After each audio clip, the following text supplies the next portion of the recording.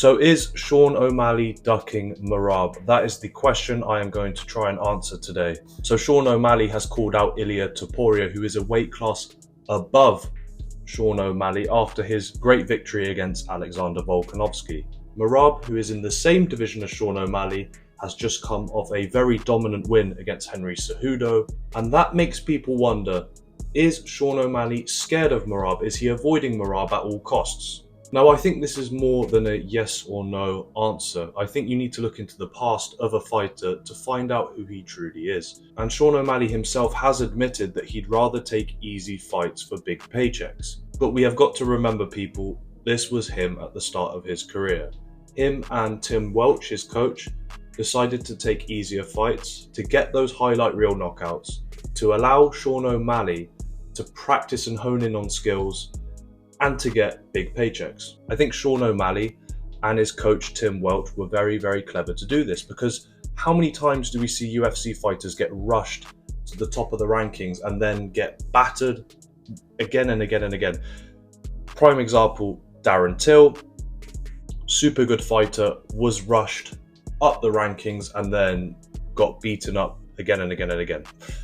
There are many other examples, but at that stage of his career, I think it was the right thing to do. But why am I mentioning this in a video about whether O'Malley's ducking Merab?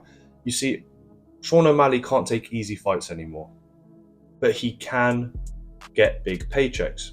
And he's admitted, I'd rather take easy fights for big paychecks. He can't take easy fights anymore. The guy is focused on paychecks.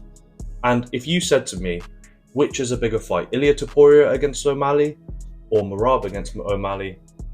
I'd say O'Malley against Topuria does better numbers. It just does. It's a huge fight. And I cannot blame the guy for wanting to fight Ilia Topuria. It would be a massive fight. It would generate him a lot of money.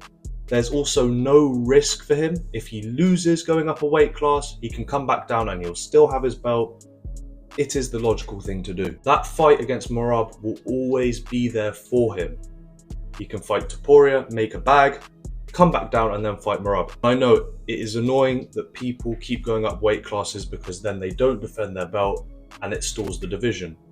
But if we look from the perspective of Sean O'Malley as to what's the best thing for his career, the fight against Ilia Topuria is definitely better than the fight against Merab. So it's very hard to blame him for going for this fight. And I think it would be a really interesting matchup, actually, to see Sean O'Malley up a weight class fighting a guy who's also really good at striking. So is Sean O'Malley ducking Merab? My answer, no.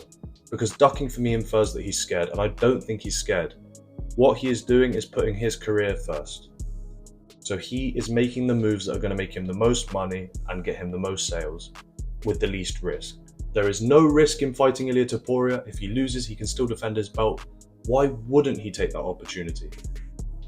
And again, us fans need to realise that these UFC fighters only care about their careers. They don't care about anyone else's. And they should do. It's them going in the octagon. It's them putting their lives on the line. I completely understand where he's coming from. As a former athlete, I was exactly the same. I would put myself first before anyone else. And it sounds bad and it is selfish, but it is what you have to do to reach the top. And I think that people underestimate the intelligence of Tim Welch, the intelligence of Sean O'Malley in terms of making career moves. They have not made a mistake yet with Sean O'Malley. They could do in the future, but they have not put one foot wrong. They were patient and fought bad opposition for big money. They developed the skills of Sean O'Malley with time, with fights. They got those highlight reel knockouts to make him a star, and now they are looking to make the biggest fights possible with minimum risk. And I think that's what every fighter should do if they want to get to the top. Or that's what they have to do, to get to the top. You get some fighters that don't do that, who are like anytime, any place, anywhere. And look where they end up. Let's be real, those fighters don't end up at the top. You have to have some sort of selfishness in terms of who you fight and when. That's just the game. The game's the game, you can't change it. Let me know in the comments below if you think I'm completely wrong. As I've said before, this is just my opinion. So let me know in the comments below if you agree with me. Of course, some of you are going to disagree. Don't take it personally. I like having people that disagree with me because it then opens a discussion in the comments.